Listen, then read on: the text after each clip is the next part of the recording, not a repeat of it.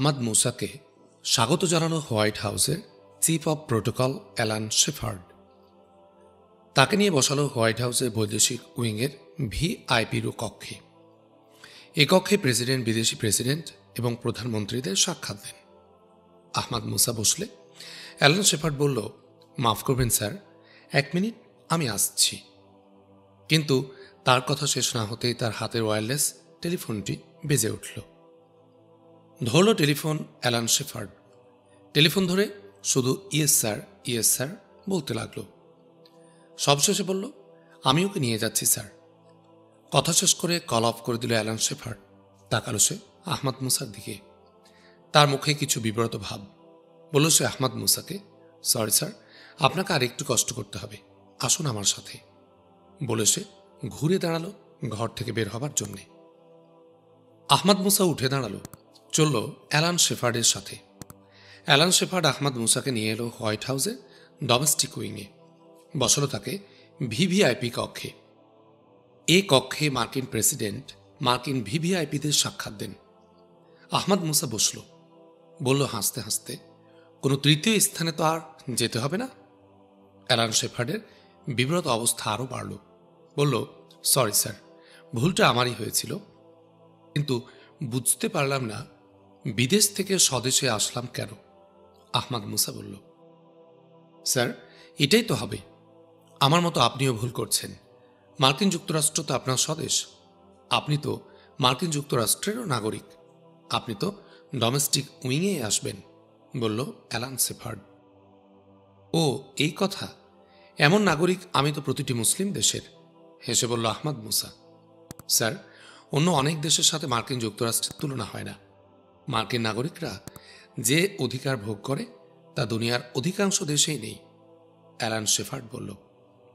আবার wireless beep beep করা শুরু করলো অ্যালান শেফার্ডের। কথা বলল সে ওয়্যারলেসে। কথা শেষ করে সে ঘুরে তার পেছনে দেয়ালের দিকে এগোলো। দেয়ালের একটা ছবির সামনে দাঁড়ালো। ছবিটি দেয়ালে সেটে আছে। ছবির বটমে সাপোর্টিং একটা কাঠের প্যানেল। প্যানেলে প্রায় অদৃশ্য কয়েকটা বোতাম।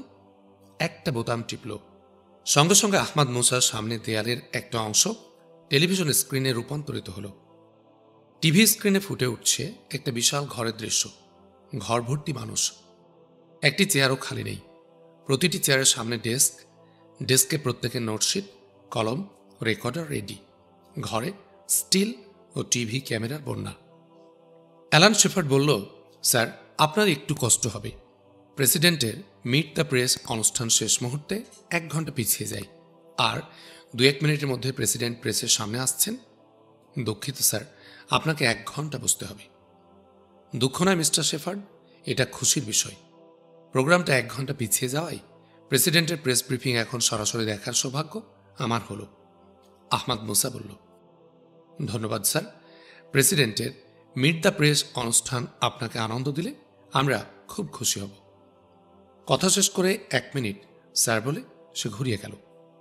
ঠিক 1 মিনিটের মধ্যে সে একটা ট্রেতে 2 মগ কফি এবং 2 হাফ প্লেট ভর্তি ক্র্যাকার নিয়ে ঘরে প্রবেশ করল। আহমদ মুসাকে কফি ও ক্র্যাকার এগিয়ে দিতে দিতে বলল, জর্জ জনসন স্যার বলেছিলেন এ সময় আপনি কফি পছন্দ করেন, কারণ বেশিরভাগ ক্ষেত্রে এই সময় আমি তার মেহমান হয়েছি।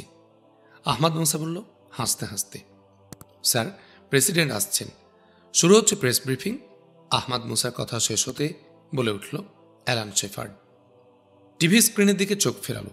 দেখল প্রেসিডেন্ট হ্যারিসন মঞ্চে তার নির্ধারিত আসনে এসে বসেছেন। মঞ্চে তিনি একা। মঞ্চের নিচে ডান পাশে তার ক্যাবিনেটের কয়েকজন সদস্য এবং তার কয়েকজন পার্সোনাল স্টাফ বসেছে।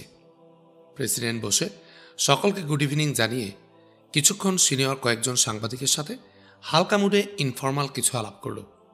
এই আলাপেরই এক পর্যায়ে তিনি হঠাৎ সোজা হয়ে বসে বলে উঠল, my dear friends in media, এখন কাজ আমরা শুরু করতে পারি। বলে থামল একটু প্রেসিডেন্ট। সামনের ফাইলটার উপর একবার নজর বুলালো, তারপর মাথা তুলল। গম্ভীর মুখ, কিন্তু কোনো বিষণ্ণতা তাতে নেই। আছে স্থির আস্থা, অনড় দায়িত্বশীলতার স্ফোরণ। বলতে শুরু করল প্রেসিডেন্ট, মাই ডিয়ার ফ্রেন্ডস, 20 বছর আগে টুইন টাওয়ার ধ্বংস যেমন নিমিষে বদলে দিয়েছিল পৃথিবী, তেমন আজ সকাল হতে শুরু হওয়া সংবাদ ভূমিকম্প পাল্টে দিয়েছে গতকাল থেকে আজকের অবস্থাকে। কিন্তু মার্কিন সরকারের কাছে এটা কোনো অভাবিত বিষয় আকারে আসেনি। বিষয়টি সম্পর্কে আমরা জ্ঞাত হয়েছি। মিডিয়ায় বিষয়টি না এলে আমরা অচিরেই আমাদের জনগণ ও বিশ্ববাসীর কাছে নিয়ে কথা বলার জন্য হাজির হতাম। এই অতি গুরুত্বপূর্ণ বিষয়টি মিডিয়া আসার ফলে আমাদের দেশসহ সব দেশের সবখানে প্রবল জিজ্ঞাসার জন্ম হয়েছে। জিজ্ঞাসাগুলো আমরা অনুধাবন করতে পারছি। এই জিজ্ঞাসার দাবি পূরণ করতে আপনাদের কাছে তড়িৎ হাজির হওয়ার প্রয়োজন আমরা অনুভব করেছি। আমাদের বক্তব্য হবে আপাতত খুবই সংক্ষিপ্ত। মার্কিন যুক্তরাষ্ট্রের মতো একটি গণতান্ত্রিক দেশের সরকার জনগণের পক্ষে সব দায়িত্ব পালন করা এবং জনস্বার্থের সব দিকে নজর রাখার জন্য দায়িত্বশীল। কিন্তু এ সরকার সব জানতা নয় এবং তা হওয়া সম্ভব নয়। তাছাড়া এই সরকার জনগণের হলেও বিভিন্ন পর্যায়ে ব্যক্তি প্রবণতা অনেক সময়ই সিদ্ধান্তকারী হয়ে উঠতে পারে। এই ব্যক্তি প্রবণতা যখন আইন বিধান লঙ্ঘন করে, জাতির স্বার্থ বিঘ্নিত করে এবং জনগণের ইচ্ছা আকাঙ্ক্ষাকে পদদলিত করে, তখন তা হয়ে দাঁড়ায় বিপর্যয় সৃষ্টিকারী অপরাধ। সুতরাং সরকার গণতান্ত্রিক হলেও সে সরকারের কাজ ও সিদ্ধান্তে ব্যত্যয় বা বিপর্যয় ঘটতে পারে। সব জানতা না হওয়া এবং ব্যক্তির স্বার্থদুষ্ট প্রবণতা এ দুইয়ের যে কোনো কারণে ২০ বছর আগের মর্মান্তিক ঘটনার ক্ষেত্রে আমাদের তদানীন্তন সরকারের এ দুটো কারণের কোনোটি ক্রিয়াশীল ছিল মার্কিন জীবনের স্বচ্ছতার জন্যই তা দিনের আলোতে আসা প্রয়োজন। এ কারণেই আমার সরকার আমাদের প্রধান বিচারপতির নেতৃত্বে একটা বিচার বিভাগীয় তদন্ত কমিটি গঠন করার সিদ্ধান্ত নিয়েছে। আমরা আশা করছি এই তদন্তের মাধ্যমে সব প্রশ্নেরই জবাব পাওয়া যাবে, সবকিছুই পরিষ্কার হয়ে যাবে। এই তদন্ত সাপেক্ষে আমাদের ইতোমধ্যকার অনুসন্ধান থেকে কিছু কথা আমরা বলতে পারি। টুইন টাওয়ার ধ্বংসের পেছনে যে ষড়যন্ত্র ছিল তার সাথে মার্কিন সরকার কোনোভাবেই যুক্ত ছিল না। ডক্টর হাইম হাইকেলের কনফেশন এবং তার কনফেশনের ভিত্তিতে 14 জন আরবের কঙ্কাল আবিষ্কার সহ যে তথ্য প্রকাশ পেয়েছে এবং তার মাধ্যমেই ডিমলিশন বিস্ফোরক দিয়ে টুইন টাওয়ার ধ্বংসের যে তথ্য জানা গেছে তার সাথে মার্কিন সরকারকে কোনোভাবেই যুক্ত দেখা যাচ্ছে না। অনুরূপভাবে শেফ এয়ার সার্ভিসের সাবেক কর্মকর্তা মিস্টার মরিস মর্গান এর সাক্ষ্য থেকে প্রমাণ হচ্ছে যে দুটি সিভিল প্লেন হাইজ্যাক এবং টুইন টাওয়ারে আঘাত করার জন্য আমাদের অ্যান্টি হাইজ্যাক প্লেন গ্লোবাল হক ব্যবহারের ক্ষেত্রেও আমাদের সরকারের কোনো ভূমিকা নেই। এই প্লেনকে একটা ষড়যন্ত্রের মাধ্যমে একটা চক্র ব্যবহার করেছিল। তবে এই ভয়াবহ ষড়যন্ত্রের বিভিন্ন পর্যায়ে আমাদের তদানীন্তন সরকারের কেউ বা অনেকেই গাতে অজ্ঞাতে যুক্ত থাকতে পারেন। এটা অনুসন্ধান সাপেক্ষ বিষয়। এই অনুসন্ধানের জন্য আমরা উচ্চ পর্যায়ের তদন্ত কমিটি গঠন করেছি। টুইন টাওয়ার ধ্বংসের ষড়যন্ত্র আমাদের আরেকটি বড় বিবেচ্য বিষয়। যেহেতু এই ষড়যন্ত্র আমাদের মাটিতে হয়েছে এবং ধ্বংসপ্রাপ্ত টুইন টাওয়ার আমাদের সম্পদ ছিল, তাই অপরাধীদের শাস্তি বিধানও আমাদের দায়িত্বের মধ্যেই পড়ে। ইতোমধ্যে ষড়যন্ত্রের সাথে জড়িত 2 জন শীর্ষ ব্যক্তিকে গ্রেফতার করা হয়েছে। আমরা এ ব্যাপারে তদন্ত কাজ শুরু করেছি। এফবিআই প্রধান জর্জ আব্রাহাম জনসন এই তদন্তে নেতৃত্ব দেবেন। অপরাধীদের মধ্যে যারা জীবিত আছে তাদের অবশ্যই আমরা পাকড়াও করব। উপযুক্ত শাস্তি থেকে কেউই রেহাই পাবে না। সবশেষ আমি টুইন টাওয়ার ধ্বংসের ষড়যন্ত্র উদ্ঘাটনকারী ইউরোপ বেসড স্পুটনিক গোয়েন্দা সংস্থাকে আন্তরিক মোবারকবাদ জানাচ্ছি। সবচেয়ে বেশি কৃতজ্ঞতা জ্ঞাপন করছি স্পুটনিকের হয়ে কাজ করে যিনি গোটা ষড়যন্ত্রকে দিনের আলোতে নিয়ে এসেছেন, সেই আহমাদ মুসাকে। তিনি 20 বছর ধরে জেগে বসে থাকা মিথ্যার দুর্গকে ভেঙে চুরমার করে দিয়েছেন, প্রতিষ্ঠিত করেছেন সত্যকে। এতে ব্যক্তি হিসাবে তার কোনো উপকার হয়নি, কিন্তু দেশ হিসাবে, জাতি হিসাবে উপকৃত হয়েছে আমরা মার্কিনীরা। আমাদের জাতির পক্ষ থেকে আমি তাকে মোবারকবাদ জানাচ্ছি। শেষ করার আগে বলতে চাই, আমরা মার্কিনীরা আমাদের ফাউন্ডার ফাদার্সদের প্রতিষ্ঠিত আদর্শের প্রতি অনড়ভাবে আস্থাশীল। আমরা ভুল করতে পারি, কিন্তু ভুল শোধরারও সাহস আমাদের আছে। এই সাহসই আমাদের মার্কিনী জাতির শক্তি। সকলকে ধন্যবাদ। প্রেসিডেন্ট কথা শেষ করতে কয়েকজন দাঁড়িয়ে গিয়েছিল প্রশ্ন করার জন্যে। প্রেসিডেন্ট তাদের বসতে বলে গ্লাস থেকে এক ঢোক পানি খেয়ে বলল, সাংবাদিকদের উদ্দেশ্যে। আমার বক্তব্যে আমি কোনো প্রশ্ন করার অবকাশ রাখিনি, তবু সাংবাদিকরা থাকবেন কিন্তু কোনো প্রশ্ন থাকবে না, এটা স্বাভাবিক নয়। তাই ঠিক করেছি আমি 3টি প্রশ্নের জবাব দেব। এখন আপনারাই ঠিক করুন প্রশ্ন 3টি কি হবে। 5 মিনিট পরে আমি আসছি বলে প্রেসিডেন্ট উঠে দাঁড়ালো, বেরিয়ে গেল কক্ষ থেকে। তার সঙ্গে সঙ্গে বেরিয়ে গেল উপস্থিত মন্ত্রী, প্রেসিডেন্টের পার্সোনাল স্টাফরা। ঠিক 5 মিনিটের মধ্যে প্রেসিডেন্ট সংবাদ কক্ষে প্রবেশ করল এবং তার আসনে ফিরে এলো। প্রেসিডেন্ট তার আসনে বসতেই সাংবাদিকদের প্রথম সারি থেকে ওয়াশিংটন পোস্টের হোম অ্যাফেয়ার্স এডিটর প্রবীণ সাংবাদিক জ্যাকব জোন্স উঠে দাঁড়িয়ে বলল, মিস্টার প্রেসিডেন্ট, আমরা 3টি প্রশ্ন আপনার সামনে রেখেছি। ধন্যবাদ মিস্টার জোন্স, মুখে হাসি টেনে বলল প্রেসিডেন্ট। টেবিল থেকে নিয়ে প্রশ্নগুলোর উপর নজর বুলালো প্রেসিডেন্ট। হাসি ফুটে উঠল প্রেসিডেন্টের মুখে। মুখ তুলে তাকালো প্রেসিডেন্ট সকলের দিকে, বলল, উপস্থিত বন্ধুরা, আপনাদের প্রথম প্রশ্ন হল, টুইন টাওয়ার ধ্বংসের রহস্য উদ্ঘাটন সম্পর্কিত মূল রিপোর্ট করেছে ফ্রান্সের দৈনিক লা মন্ডে এবং ফ্রি অল টেলিভিশন। মার্কিন যুক্তরাষ্ট্র সরকার কি এই রিপোর্ট কনফার্ম করছে? বন্ধুগণ, আমার উত্তর হল, টুইন টাওয়ার ধ্বংসের ষড়যন্ত্র বিষয়ে মার্কিন সরকারের হাতে যে তথ্য রয়েছে তার ভিত্তিতে লা মন্ডে এবং FWTV এর রিপোর্টের মূল বিষয়কে আমরা কনফার্ম করেছি। মাউন্ট মার্সির গণকবর থেকে উঠানো 14টি কঙ্কালের পরিচয়মূলক ফরেন্সিক রিপোর্ট এবং ধ্বংস টুইন টাওয়ারের ডাস্ট পরীক্ষার রিপোর্ট আমাদের কাছে রয়েছে। গ্লোবাল হক এর সেদিনের লগ এবং উড্ডয়ন রুট, এরপর তৎপরতার এরিয়াল ফটোগ্রাফও আমরা পেয়েছি। এসব প্রমাণের সবগুলোই মিডিয়া রিপোর্টের মূল বিষয়কে কনফার্ম করছে। আপনাদের দ্বিতীয় প্রশ্ন, টুইন টাওয়ার ষড়যন্ত্র উদ্ঘাটন করতে পারল ইউরোপ থেকে একটা প্রাইভেট গোয়েন্দা সংস্থা। 20 বছরেও আমাদের এসব গোয়েন্দা সংস্থাগুলো এই কাজটা করতে পারল না কেন? আমি আমার উত্তরে এই প্রশ্নটিকে খুবই সঙ্গত বলে অভিহিত করতে চাই, কিন্তু প্রশ্ন সঙ্গত হলেও টুইন টাওয়ার ধ্বংসের ষড়যন্ত্র উদ্ঘাটনের তদন্ত আমাদের গোয়েন্দা বিভাগগুলোর জন্য স্বাভাবিক ছিল না। তদন্ত অনুষ্ঠানের প্রথম শর্ত হল সন্দেহ করা। টুইন টাওয়ার ধ্বংসের পেছনে যে ষড়যন্ত্র আছে, এ সন্দেহ 20 বছর আগে আমাদের কারো মনে জাগেনি। রাজনীতিকদের মধ্যেও নয়, সাংবাদিকরা কিছু লিখলে সেটা আমাদের জন্য চোখ খোলার একটা অবলম্বন হতো, তাও হয়নি। অন্যদিকে স্পুটনিক হলো কিছু মুসলিম ব্যক্তির পরিচালিত একটা গোয়েন্দা সংস্থা, আর মুসলমানরা ছিল টুইন টাওয়ার ধ্বংসের প্রতিপক্ষ। সুতরাং টুইন টাওয়ার ধ্বংসের পেছনে ষড়যন্ত্র আছে এটা তারা শুরু থেকেই মনে করেছে। এই সন্দেহ থেকেই স্পুটনিক সংস্থাটি সত্য উদ্ধারের জন্য তদন্ত শুরু করে। বলা যায় ঘটনাক্রমেই তারা ডক্টর হাইম হাইকেলের সন্ধান পেয়ে যায় এবং অবশেষে তারা ষড়যন্ত্র উদ্ঘাটন করতে সমর্থ হয়। এই সুযোগগুলো আমাদের গোয়েন্দা বিভাগ পায়নি এবং সন্দেহ করেনি বলে সত্য সন্ধানের চেষ্টাও তারা করেনি।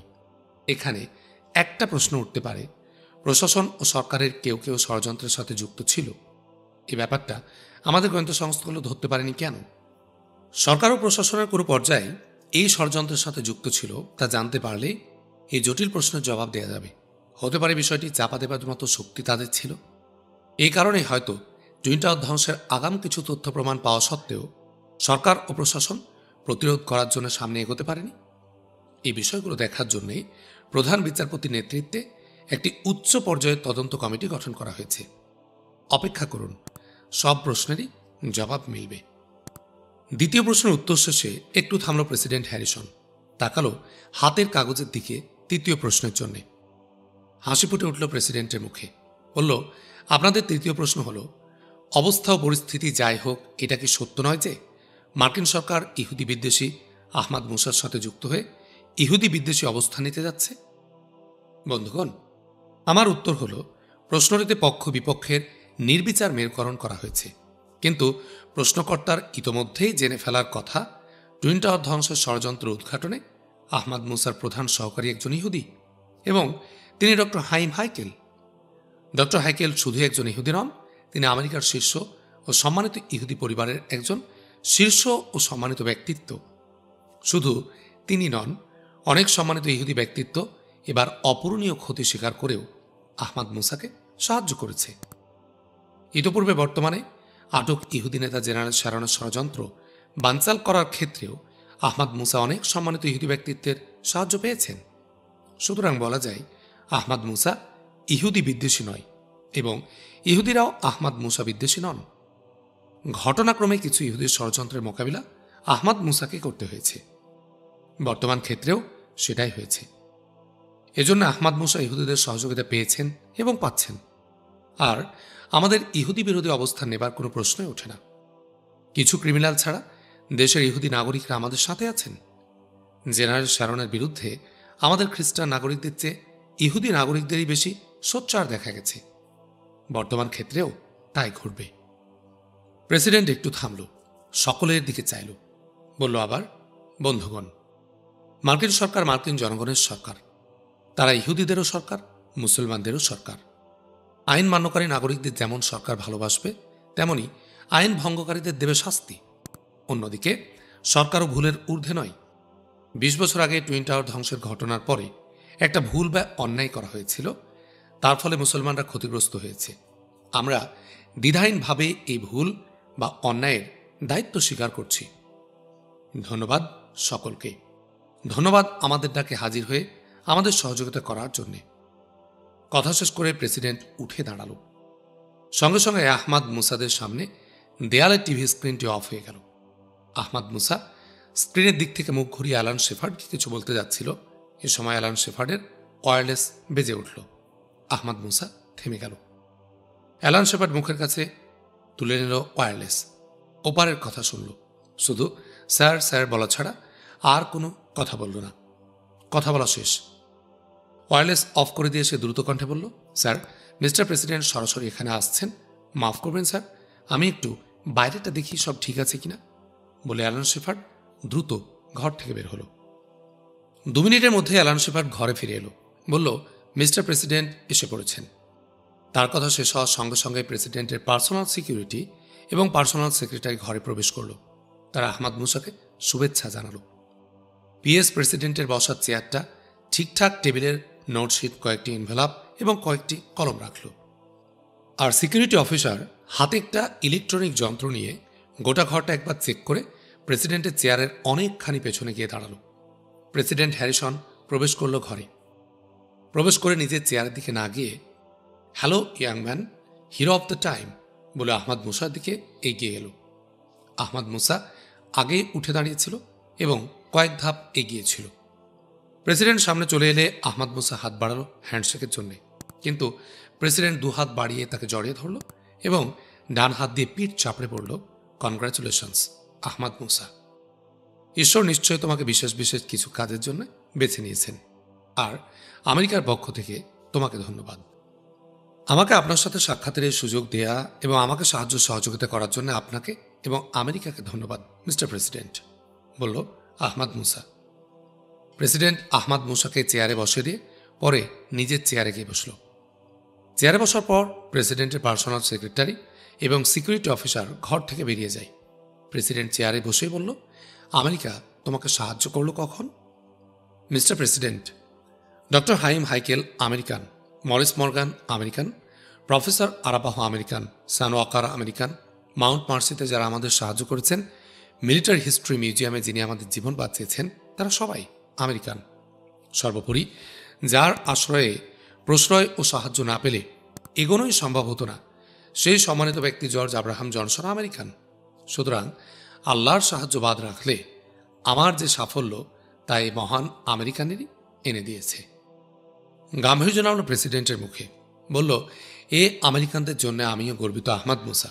তারপর ঠোঁটে এক টুকরো মুচকি হাসি টেনে বলল, তবে জর্জ জনসন তোমাকে আমেরিকান হিসাবে সাহায্য করেনি, তিনি সাহায্য করেছেন তার এক পুত্রকে।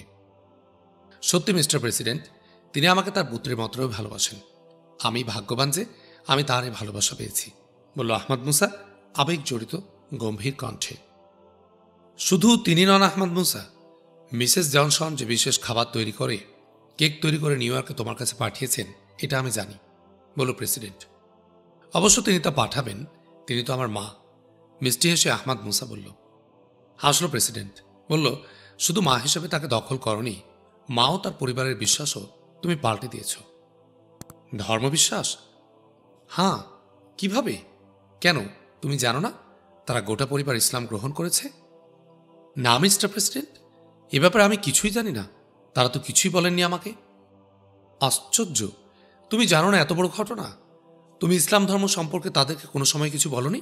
বলল প্রেসিডেন্ট, তার কণ্ঠে বিস্ময়। ইসলামের বিভিন্ন দিক নিয়ে দু চারটা কথা কখনো কখনো বলেছি, এর বেশি কিছু নয়। আমি তাদের ধর্মবিশ্বাস নিয়ে কোনো সময়ই কিছু বলিনি। প্রেসিডেন্ট হাসল, বলল, আহমদ মুসা, কোনো আদর্শের দিকে আহ্বান দুভাবে হতে পারে। একটা হলো মুখে বা লিখিতভাবে বলা, আরেকটা মাধ্যম দৃষ্টান্ত উপস্থাপন। তুমি মুখে তাদেরকে ইসলামের পরিচয় বলনি, কিন্তু তোমার মধ্যে তারা জীবন্ত ইসলামকে দেখেছে।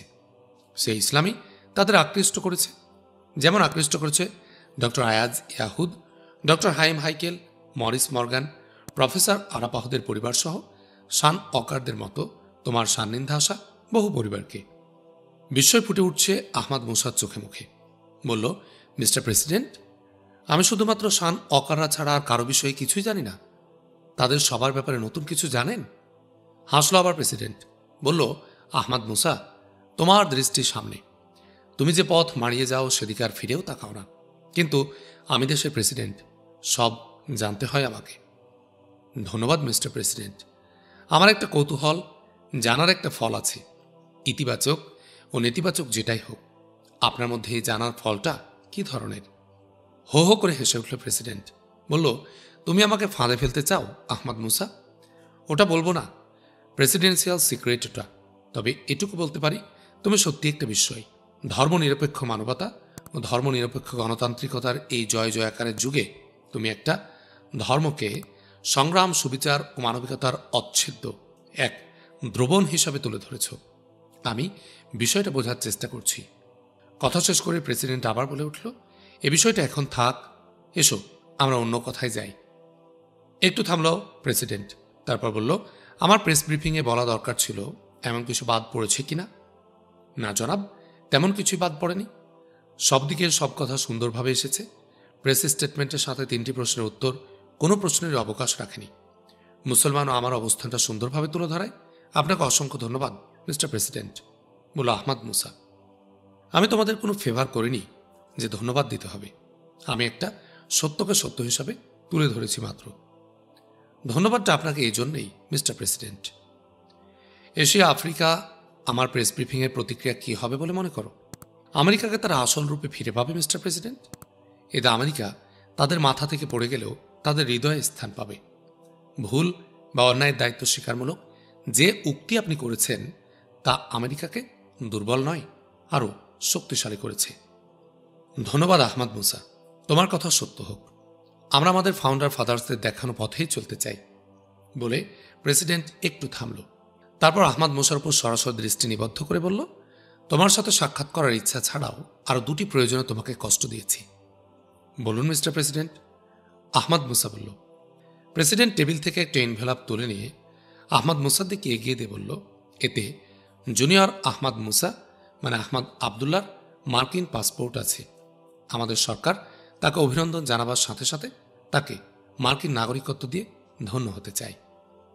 আহমদ মুসা এনভেলপ থেকে পাসপোর্ট বের করে পাসপোর্ট খুলে তাতে আহমদ আবদুল্লার ছবি দেখে ছবিতে একটা চুমু খেয়ে বলল, এই সময়ের মধ্যে আপনারা কি করে এর ছবি পেলেন মিস্টার প্রেসিডেন্ট? আমরা সৌদি সরকারকে অনুরোধ করেছিলাম। আমাদের অনুরোধের 1 ঘন্টার মধ্যে আমরা ছবি পেয়েছি। ধন্যবাদ মিস্টার প্রেসিডেন্ট। পৃথিবীর এক সদ্যজাত অতিথিকে এই মর্যাদা দেওয়ার জন্যে আল্লাহ তার জন্য এটা কল্যাণকর করুন। আবেগে ভারী আহমদ মুসার কণ্ঠ। ওয়েলকাম আহমদ মুসা, বলে প্রেসিডেন্ট দ্বিতীয় একটি এনভেলপ তুলে ধরল আহমদ মুসার দিকে। বলল, এটা তোমাকে ও তোমার পরিবারকে আমাদের মেহমান হিসেবে আমেরিকা সফরের আমন্ত্রণ। তোমরা মার্কিন নাগরিক হিসেবে যে কোনো সময় আমেরিকা সফর করতে পারো, কিন্তু এটা বিশেষ আমন্ত্রণ। আগামী মাসে ওয়াশিংটনে অ্যাডাম অ্যান্ড ইভ সম্মেলন অনুষ্ঠিত হচ্ছে। সম্মেলনের স্লোগান হবে, এক পরিবারের সন্তান আমরা, ভালোবাসি সবাই সবাইকে। এই সম্মেলনে তোমাদের দাওয়াত। শুধু আহমদ মুসার স্ত্রী হিসেবে নয়, ফরাসি রাজকুমারী হিসেবে ম্যাডাম আহমদ মুসা একটা নারী অধিবেশনে সভাপতিত্ব করবেন। এই দাওয়াত তোমরা গ্রহণ করলে বাধিত হব। আহমদ মুসা একটু ম্লান হাসল, বলল, আমেরিকা সফরের দাওয়াত আমরা গ্রহণ করলাম, কিন্তু দুঃখিত যে আগামী মাসে আমরা আসতে পারবো না। আমি তখন থাকব আন্দামানে। এখান থেকে আমি সৌদি আরব যাচ্ছি, তারপর সেখান থেকে যাব আন্দামানে। আন্দামানে কেন? আরও পরে সেখানে যাও, বলল প্রেসিডেন্ট। না জনাব, বিষয়টা জরুরি। ওখানকার কাজ সেরে আমেরিকা আসব, এটা হতে পারে। তুমি যে বিষয়টাকে জরুরি ভাবছ তা অবশ্যই জরুরি, এবং এই প্রোগ্রাম বাতিল করা ঠিক হবে না, এটা আমি জানি। কিন্তু আহমদ মুসা, তোমার তো নিশ্চিত একটা রেস্ট দরকার। আহমদ মুসা হাসল, বলল, কাজ ও রেস্টের ব্যবস্থা আল্লাহ একসাথেই করেছেন। দিনে কাজ, রাতে রেস্ট, এটা আল্লাহর দেওয়া অবকাশ যাপনের একটা স্থায়ী ব্যবস্থা। এর বাইরে মানুষের রেস্টের আসলেই কোনো প্রয়োজন নেই। হাসল প্রেসিডেন্ট, বলল, ঠিক আহমদ মুসা, তোমার এই কথা ভেবে দেখার মতো। একটা অনুরোধ করতে পারি প্রেসিডেন্ট? বলো। এই প্রথম তোমার কাছ থেকে একটা অনুরোধ পেলাম। মার্কিন নাগরিক হিসেবে আন্দামানের জন্য আমার একটা পাসপোর্ট প্রয়োজন। জানি আন্দামান ভারতের নানা বিধিনিষেধের আওতাধীন একটা এলাকা, এই জন্যেই হয়তো তুমি এই অনুরোধটা করেছ। আমি আনন্দিত যে তোমার একটা অনুরোধ পেয়েছি। মনে করে ভিসা তুমি পেয়ে গেছো। আজ পাসপোর্ট নিয়ে যাও, কালকে ভিসা করে পাসপোর্ট তোমাকে পৌঁছে দেব। ধন্যবাদ মিস্টার প্রেসিডেন্ট, বলল আহমদ মুসা। আমার একটা কৌতূহল হচ্ছে আহমদ মুসা। বলুন মিস্টার প্রেসিডেন্ট। আন্দামানে নিশ্চয়ই বড় কোনো কাজ। কাজটা কি জানতে কৌতূহল হচ্ছে, যদি তাতে তোমার কোনো ক্ষতি না হয়, বলল প্রেসিডেন্ট। ক্ষতির কোনো প্রশ্ন নেই মিস্টার প্রেসিডেন্ট। আমি মক্কার রাবেতায় আলাম আল ইসলামী থেকে একটা ইমেইল পেয়েছি। এই ইমেইলে আন্দামান নিকোবর দ্বীপপুঞ্জে উদ্বেগজনক পরিস্থিতির বিবরণ দেওয়া হয়েছে। কিছুদিন আগে আন্দামানের একটা দ্বীপ থেকে রাবেতার অফিস রাতারাতি ভৌতিকভাবে নিশ্চিহ্ন হয়ে যায়। পোর্ট ব্লেয়ার থেকে অল্প দূরে একটা ছোট্ট সবুজ দ্বীপ রাবেতা ভাড়া নিয়েছিল। সেখানে গড়ে তুলেছিল কাঠের তৈরি একটা অফিস কমপ্লেক্স, তার সাথে একটা মসজিদ এবং আবাসিক ইসলামী স্কুল। এমনভাবে উচ্ছেদ করা হয়েছে রাবেতার অফিস যে সেখানে কোনোদিন কিছু ছিল তার প্রমাণ নেই। গাছগাছালি লাগিয়ে এবং অনেক চারাগাছের সমাবেশ ঘটিয়ে জায়গাটাকে নার্সারিতে পরিণত করা হয়েছে। সবচেয়ে আশ্চর্যের বিষয় হল, সরকারি ফাইল ও রেকর্ড থেকে রাবেতা যে দ্বীপটা ভাড়া নিয়েছিল তার কাগজপত্র প্রমাণ সব উধাও হয়ে গেছে। রাবেতার লোকদের কিছু সংখ্যক মুখোশধারী সেই রাতে একটা জাহাজে তুলে কলকাতায় পাঠিয়ে দিয়েছে। এই ঘটনায় আন্দামানের গভর্নর জেনারেল, অফিস ও পুলিশ বিস্ময়ে হতবাক হয়ে গেছে। পুলিশ তদন্ত হাতে নিয়েছিল, কিন্তু তদন্ত আগায়নি। পুলিশ ভয় পাচ্ছে এগোতে। ঘটনা এটুকুতেই থেমে নেই। সবুজ দ্বীপের ওই ঘটনার আগে ও পরে মিলে কয়েক ডজন মুসলিম ব্যক্তিত্ব আন্দামানে মারা গেছে। আন্দামানের এই ঘটনাগুলোকে আগে তেমন গুরুত্ব দেওয়া হয়নি। স্বাভাবিক ও কিছু বিচ্ছিন্ন ঘটনা বলে মনে করা হয়েছে। কিন্তু সবুজ দ্বীপের ঘটনার পর পরিস্থিতির আরও অবনতি ঘটেছে এবং মুসলিম ব্যক্তিত্বের বিচিত্রভাবে মারা যাওয়ার ঘটনা ক্রমবর্ধমান হারে বাড়ছে। অধিকাংশই ডুবে মারা যাচ্ছে। প্রচার করা হচ্ছে এরা সবাই আরাম চৌগলা ও জরুডান্ডা নামক অপদেবতার রোষে পড়ে মারা যাচ্ছে। আন্দামানের প্রাচীন বিশ্বাস অনুসারে যারা হঠাৎ পানিতে পড়ে মারা যায় তারা পানির অপদেবতা আরাম চৌগলা কর্তৃক নিহত হয়। সবশেষে বড় উদ্বেগের সৃষ্টি হয়েছে শাহজাদা আহমদ শাহ আলমগীর নামের অত্যন্ত জনপ্রিয় এক মুসলিম তরুণের নিখোঁজ হওয়া নিয়ে। এই শাহজাদা আহমদ শাহ আলমগীরের দাদা মোগল শাহজাদা ফিরোজ শাহ ছিলেন 1857 সালের প্রথম আজাদী সংগ্রামের একজন সংগঠক। দেশীয় রাজা জমিদারদেরকে ব্রিটিশের বিরুদ্ধে সংঘবদ্ধ করার জন্য তিনি অক্লান্ত পরিশ্রম করেন। এরপর বিচারে তাকে যাবজ্জীবন কারাদণ্ড দিয়ে আন্দামানে নির্বাসন করা হয়। সংগ্রামী মোগল শাহজাদার নাতি হিসাবে শুধু নয়, শাহজাদা আলমগীরের যোগ্যতা ও ব্যবহারের জন্যেই সে ধর্মমত নির্বিশেষে সকল আন্দামানবাসীর প্রিয় হয়ে উঠেছিল। দ্বীপের গভর্নর বালাজি বাজিরাও মাধবের মেয়ে সুষমা রাওয়ের সাথে তার খুবই ঘনিষ্ঠতা ছিল। উভয় ভারতের মেইনল্যান্ডের দুটো বিশ্ববিদ্যালয়ে পড়ত। শাহজাদা আলমগীর নিখোঁজ হবার পর সুষমা রাওকেও জনসমক্ষে দেখা যাচ্ছে না। ভারত থেকে সিবিআই লোকেরা গোটা বিষয়ের তদন্তের জন্য আন্দামানে এসে দুদিন থেকেই অজ্ঞাত কারণে ফেরত চলে গেছে। এই অবস্থায় দ্বীপের মুসলমানদের জীবনে উদ্বেগ আতঙ্কের অন্ধকার নেমে এসেছে। তাদের পাশে দাঁড়াবার আজ কেউ নেই। দীর্ঘ এই বক্তব্য দেওয়ার পর একটু থামল আহমদ মুসা। শেষ কথাগুলো বলার সময় আবেগে তার কণ্ঠ ভারী হয়ে ওঠে। একটু থামার পর আহমদ মুসা আবার বলে উঠল, আমি কি করতে পারবো তা আমি জানি না, কিন্তু সব দেখার জন্যে, বোঝার জন্যে এবং সম্ভব হলে কিছু করার জন্য আমি সেখানে যেতে চাই। সত্যি আহমদ মুসা, সেখানে তোমার যাওয়া উচিত। ভারতের গণতান্ত্রিক সরকার অনেক দিক দিয়েই দক্ষ, কিন্তু সংখ্যালঘু, বিশেষ করে মুসলিম সংখ্যালঘুদের প্রশ্ন আসলে সরকারের আইন সেখানে অকার্যকর হয়ে পড়ে। আমার মনে হয় ভারতের শিবাজী সেনার মতো রাজনৈতিকভাবে প্রভাবশালী ভয়ঙ্কর কোনো গ্রুপ সেখানে তৎপর রয়েছে। বাইরে বা ভেতর থেকে প্রতিবাদ বা প্রতিবার দাবি কোনো লাভ হবে না। তোমার মতো কেউ সেখানে যাওয়া দরকার। থামল প্রেসিডেন্ট, একটু ভাবল, তারপর বলল, একটা জিনিস আমি বুঝতে পারছি না। আমি জানতাম ভারতের মধ্যে সবচেয়ে সাম্প্রদায়িক সম্প্রীতির এলাকা হলো আন্দামান। হঠাৎ সেখানে এই উৎপাত শুরু হলো কেন? আহমদ মুসা, তুমি সেখানে যাচ্ছ, দেখো কোনো প্রকার সাহায্যের দরকার হলে আমাকে বলবে। কোনো মুসলিম দেশের পক্ষে সেখানে সাহায্য করা কঠিন, কিন্তু আমেরিকা পারবে। তারপর তুমি যাচ্ছ আমাদের নাগরিক পরিচয়। ধন্যবাদ মিস্টার প্রেসিডেন্ট। ওয়েলকাম আহমদ মুসা। তাহলে এখনকার মতো আমি উঠছি, বলে প্রেসিডেন্ট উঠে দাঁড়ালো। আহমদ মুসাও উঠে দাঁড়ালো। প্রেসিডেন্ট হ্যান্ডশেকের জন্য হাত বাড়ালো আহমদ মুসার দিকে, বলল সেই সাথে, তুমি পাসপোর্টটা এক্ষুনি জর্জ জনসনকে দিয়ে দেবে, আর মনে থাকে যেন আন্দামান থেকে ফিরে সপরিবারে আসছো আমেরিকায়। ইনশাআল্লাহ, বলল আহমদ মুসা। প্রেসিডেন্ট আহমদ মুসার হাত ছাড়ল না। হাত ধরে রেখে কথা বলতে বলতে এগোলো ঘরের দরজার দিকে। তার আগেই প্রেসিডেন্টের পার্সোনাল ও সিকিউরিটি স্টাফরা ঘরে প্রবেশ করেছে। Jefferson house. আহমদ মুসা তার ঘরে ব্যাগ গুছিয়ে নিচ্ছিল। ঘরে ঢুকলো একই সাথে হাইম বেঞ্জামিন, বারবারা ব্রাউন। দুজনে সালাম দিল আহমদ মুসাকে। বারবারা ব্রাউনের পরনে প্যান্ট, কোট, কিন্তু মাথা ও গলায় রুমাল জড়ানো। আহমদ মুসা সালাম নিয়ে ব্যাগ রেখে দিয়ে জড়িয়ে ধরল বেঞ্জামিনকে। স্বাগত জানালো বারবারা ব্রাউনকে। আহমদ মুসা কিছু বলতে যাচ্ছিল বারবারা ব্রাউনকে, কথা আটকে গেল তার। ঘরে প্রবেশ করল বেঞ্জামিনের আব্বা ডক্টর হাইম হাইকেল, বেঞ্জামিনের দাদি ম্যাডাম হাইম, তাদের পেছনে পেছনে কামাল সুলাইমান। আহমদ মুসা বেঞ্জামিনকে ছেড়ে দিয়ে এগিয়ে গেল ম্যাডাম হাইমের দিকে। তার আগে ডক্টর হাইম হাইকেল ও ম্যাডাম হাইম সালাম দিয়েছে আহমদ মুসাকে। আহমদ মুসা সালাম দিয়ে অভিনন্দন জানালো ম্যাডাম হাইমকে, বলল, দাদি, আপনি কষ্ট করে এসেছেন কেন? আমি তো যাবার পথে আপনার সাথে দেখা করে যাব ঠিক করেছি। তুমি তো আমার কাছে গেছো ভাই, আমি তো আসনি, তাই সুযোগ নিলাম, আমার এটা সৌভাগ্য, বলল ম্যাডাম হাইম। ভারী কণ্ঠ তার। দাদি এভাবে বলে না, আমি আপনার নাতির মতো। সেটা বয়সে, কিন্তু ওজনে তুমি তো হিমালয়ের মতো। তোমাকে কৃতজ্ঞতা জানাতে এসেছি ভাই। কেন কৃতজ্ঞতা? কিসের কৃতজ্ঞতা দাদি? তুমি আমার পরিবারকে বাঁচিয়েছ শুধু নয়, আমাদেরকে অবিশ্বাসের অন্ধকার থেকে বিশ্বাসের আলোতে নিয়ে এসেছ। আহমদ মুসা ম্যাডাম হাইমের দুহাত চেপে ধরে বলল, দাদি, কথাটা ঠিক হলো না। আলোর পথে নিয়ে আসার মালিক আল্লাহ, তার একটা দয়ার প্রকাশ এটা। ঠিক ভাই, কিন্তু তুমি না হলে তাকে তো আমরা পেতাম না। তুমি সোনার ছেলে ভাই, বলে চুমি খেলো আহমদ মুসার কপালে। আহমদ মুসাকে ছেড়ে ম্যাডাম হাইম তাকালো বারবারা ব্রাউনের দিকে, বলল, ব্রাউন বোন, ওটা ভাইকে দাও।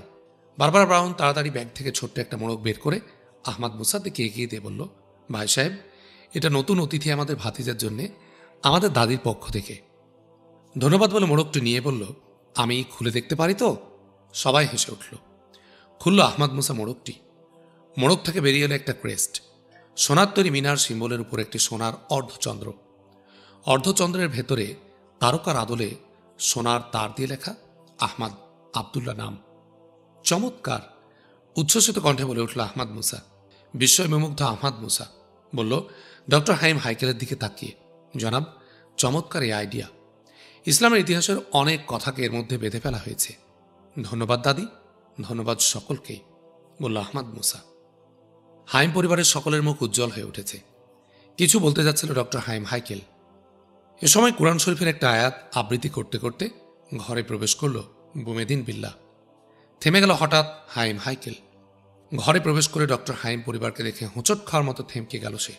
সালাম দিল সকলের উদ্দেশ্যে, বলল ডক্টর হাইম হাইকেলকে লক্ষ্য করে, স্যার, কেমন আছেন? খুব খুশি হলাম আপনাদের সবাইকে দেখে। ধন্যবাদ, আমরা ভালো। কিন্তু বিল্লাহ, তোমার মুখে আগে থেকে উপচে পড়া খুশি দেখছিলাম, তার কারণ কি? আহমদ মুসার সাথে মক্কা মদিনে যাওয়ার সৌভাগ্য হচ্ছে সেই জন্যে, বলল ডক্টর হাইম হাইকেল হাসতে হাসতে।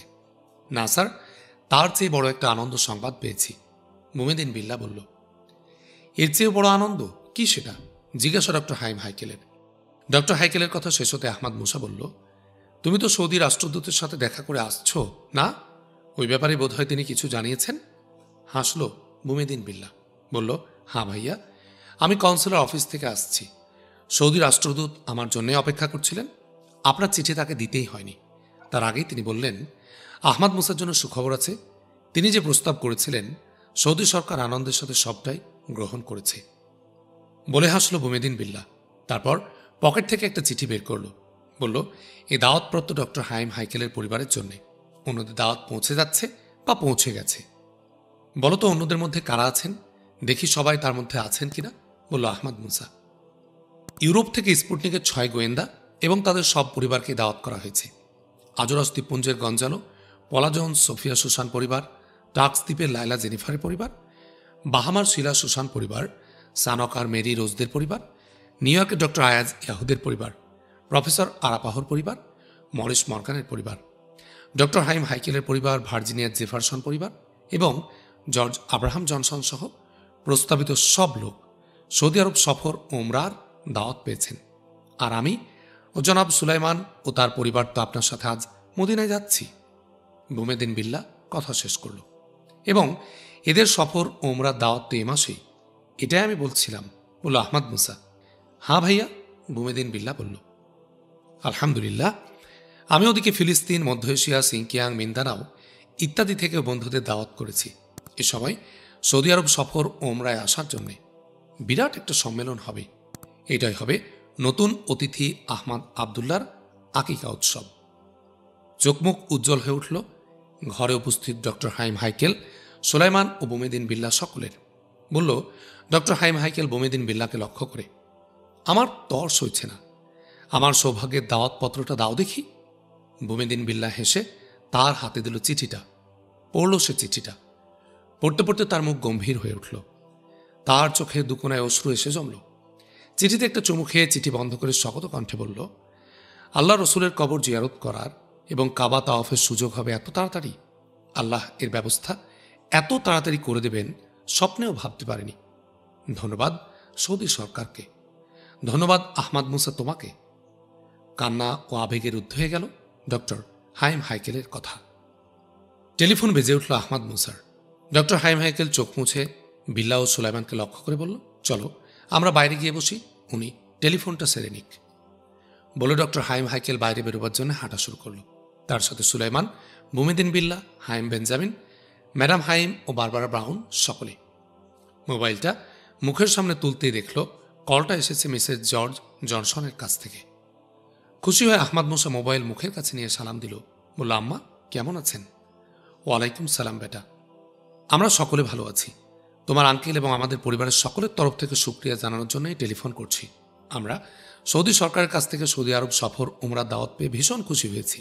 কিন্তু বেটা, সেদিন তোমার সাথে কত কথা হলো, তুমি এত বড় খবর সম্পর্কে কোনো ইঙ্গিত দাওনি। আম্মা, দাওয়াত সৌদি সরকারের তরফ থেকে, সেজন্য আমি আগাম কিছু বলতে চাইনি। এখন জানিয়ে দিচ্ছি আরও একটা খবর, আমি মদিনায় ফেরার পর আমাদের তরফ থেকেও একটা দাওয়াত আপনাদের কাছে আসবে। আহমাদ মুসা বলল, কিসের দাওয়াত বেটা? আপনার নাতি আহমাদ আবদুল্লার আকিকা অনুষ্ঠান হবে। সেখানে আমি গোটা দুনিয়া ছড়িয়ে ছিটিয়ে থাকা আমার বন্ধু বান্ধব গুরুজনদের আমন্ত্রণ জানাবো। সেখানে আপনারা অবশ্যই থাকবেন। ও বেটা, ধন্যবাদ। সেটা তো হবে এক মহা ব্যাপার, আর সেটা আমাদের জন্য সৌভাগ্যের। তোমার দাওয়াত আসার আগে গ্রহণ করলাম। বলে একটু থামল মিসেস জনসন। তারপর বলল, বেটা, তোমার আঙ্কেল ওমরার প্রস্তুতির ব্যাপারে জানতে চেয়েছেন। কোনো অভিজ্ঞতা তো এ ব্যাপারে আমাদের কারোরই নেই। কোনো চিন্তা নেই আম্মা, আপনারা প্রথমে মদিনা যাচ্ছেন, সুতরাং এ ব্যাপারে আগাম কোনো চিন্তার প্রয়োজন নেই। আমি সব ব্যবস্থায় মদিনায় করে রাখব। মদিনা থেকে মক্কায় রওনা যাবেন ওমরা করতে। আহমাদ মুসা বলল, ধন্যবাদ বেটা। তুমি বেরোচ্ছ কখন? এই তো কাপড় চোপড় গোছগাছ করছি, অল্প কিছুক্ষণের মধ্যেই বেরোবো। তোমাকে তাহলে আর আটকাবো না। তোমার সফরকে আল্লাহ সুন্দর নিরাপদ করুন। আমি রাখছি। আসসালাম, বাই। ওয়া আসসালাম, দেখা হবে মদিনায়। বাই আম্মা। আহমাদ মুসা কলটি অফ করে দিয়ে টেলিফোন করলো কামাল সুলাইমানকে। বলল, শোনো সুলাইমান, আমেরিকা, ক্যারিবিয়ান এবং আজরাসের যারা সৌদি আরব সফর এবং ওমরার দাওয়াত পেয়েছে তাদের সকলকে টেলিফোন করে আমার সালাম দাও। দাওয়াতের চিঠি পেয়েছে কিনা দেখো, তারপর ওদের জানাও তাদের প্রথমে মদিনায় নেওয়া হবে। সেখান থেকে তারা ওমরা করতে মক্কায় যাবেন। তাদের কোনো চিন্তা করতে হবে না, ওমরা সব প্রস্তুতি মদিনায় থাকবে। ঠিক আছে, বলে দাও এক্ষুনি। বিল্লার কাছে টেলিফোন নম্বর আছে, তাকেও বলো কিছু টেলিফোন করতে। আহমাদ মুসা কথা শেষ করে মোবাইল রাখতে যাচ্ছিল, আবার বেজে উঠল টেলিফোন। টেলিফোনটি সামনে এলে দেখল সারা জেফারসনের মা জিনা জেফারসনের টেলিফোন। বিস্মিত হল আহমদ মুসা। মিসেস জিনা জেফারসন তার এই গোপন টেলিফোন নম্বর পেলেন কিভাবে? দ্রুত টেলিফোনটা মুখের কাছে তুলল আহমদ মুসা। বলল, আসসালামু আলাইকুম খালাম্মা, কেমন আছেন আপনি? সব ভালো তো? ওয়ালাইকুম আসসালাম, আমি ভালো আছি মাই সান। কতদিন পর তোমার ডাক শুনলাম, বলো তো খালাম্মার উপর রাগ করেছে বুঝি? মায়েরা সবসময় সন্তানদের ভালো চায় বেটা। জানি খালাম্মা, আমি দুঃখিত, এবার এসে খুব ব্যস্ত অবস্থায় আছি, কিন্তু সব সময় আপনাকে মনে করি খালাম্মা। জানি বাছা, তোমাকে অনেক দিন দেখি না, কিন্তু মনে হয় তুমি আমার চোখের সামনেই আছো। অন্তরে তোমার স্পর্শ পাই। তোমার মতো ছেলে চোখের আড়াল হলেও মনের আড়াল হবার মতো নয়। এমন স্নেহ পাওয়া সৌভাগ্যের খালাম্মা। বলে আহমদ মুসা একটু থেমে আবার বলল, খালাম্মা, আপনি কি সৌদি সরকারের একটা দাওয়াত পেয়েছেন সৌদি আরব সফর ওমরা করার জন্য? হ্যাঁ বেটা, এজন্যই তো তোমাকে টেলিফোন করেছি। সারা আমাকে তোমার সাথে আলোচনা করতে বলেছে। আমি দাওয়াতপত্রটা পাওয়ার পরে সারাকে টেলিফোন করেছিলাম। সারাকে একটা শর্ট কোর্স করছে ইস্তাম্বুল বিশ্ববিদ্যালয়ে, সে যেতে পারবে না। সে ভালো আছে খালাম্মা? সে সব অবস্থায় বলে ভালো আছি। নিজের অসুবিধার কথা সে কোনো সময়ই জানায় না। এই অভ্যেস তার এখন আরও বাড়ছে, তাই তাকে নিয়ে আমার খুব ভয় বেটা। ভাববেন না খালাম্মা, আল্লাহ সাহায্য করবেন। বলে একটু থামলো, তারপর আবার বলল, আপনি আসুন খালাম্মা। শুধু সৌদি সরকার নয়, আমরা খুশি হব আপনাকে পেলে। আমি মদিনায় ফিরে আপনাকে চিঠি লিখব, তাতে আমি আপনার সফরের সব ব্যবস্থার কথা জানাব। ধন্যবাদ বেটা। আমি কি ওখান থেকে পরে সারার কাছে যেতে পারবো? আরও তো প্রায় 2.5 মাস সে তুরস্কে থাকছে। আমি অধিক হয়ে তাকে দেখে আসতে চাই, বলল জিনা জেফারসন, সারা জেফারসনের মা। কোনো অসুবিধা হবে না, আমি সব ব্যবস্থা করে দেব। তাছাড়া মদিনা আমাদের অনুষ্ঠানে তুরস্ক থেকেও আমার বন্ধু মুরব্বীরা আসবেন। তাহলে খুবই ভালো হবে বাছা। ঠিক আছে, রাখি। তুমি ভালো থাকো বেটা। আসসালামু আলাইকুম, বাই। সালাম নিয়ে আহমদ মুসা ফোন রেখে দিল। আহমদ মুসা মোবাইল রেখে সোজা হয়ে দাঁড়াতেই দৌড়ে কামাল সুলেমান প্রবেশ করল ঘরে। তার হাতে মোবাইল। বলল সে দ্রুত কণ্ঠে, ভাইয়া নিন, ভাবি লাইনে আছে। বলে আহমদ মুসার হাতে তার মোবাইলটা তুলে দিয়ে দ্রুত ঘর থেকে বেরিয়ে এলো, দরজাটা বন্ধ করে। টেলিফোন মুখের কাছে তুলে নিয়ে আহমদ মুসা বলে উঠল, সালামু আলাইকুম, কেমন আছো জোসেফাইন? ওয়ালাইকুম আসসালাম, ভালো আছি। তুমি? খুব ভালো। ভালো লাগে খুব লাগালে কেন? দেখো, এশিয়ানরা সাধারণত ঘরমুখ, সুতরাং ঘরে ফেরার সময় তারা বাড়তি আনন্দেই থাকে। তুমি বলতে চাচ্ছ নন এশিয়ানরা বাহির্মুখ? না, সরি, কথা তুলে নিচ্ছি। তুমি যে ইউরোপিয়ান ভুলেই গিয়েছিলাম।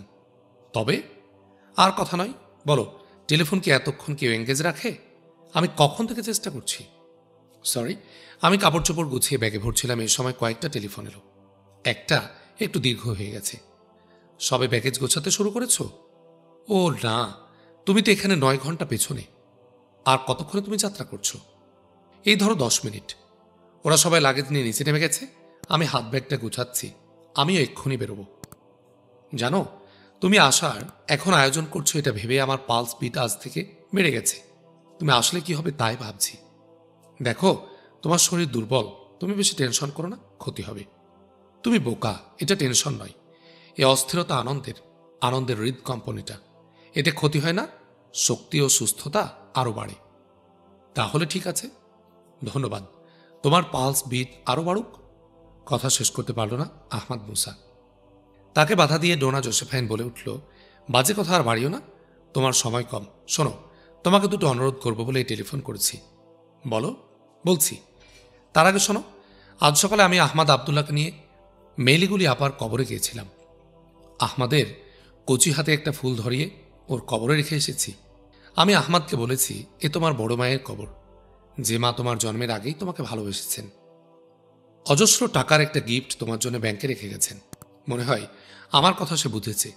হেসে হাত পা নেড়ে আনন্দ প্রকাশ করেছে সে। বলল, ডোনা জোসেফাইন, ভালো করেছো জোসেফাইন, ধন্যবাদ। ওর আত্মা খুশি হবে। একটি স্বপ্ন পূরণ করেছ তুমি তার। কথা শেষ করে আহমদ মুসা আবার বলে উঠল, নির্দেশটা এবার বলো। নির্দেশ নয়, অনুরোধ। ঠিক আছে, বলো। দুটি অনুরোধ।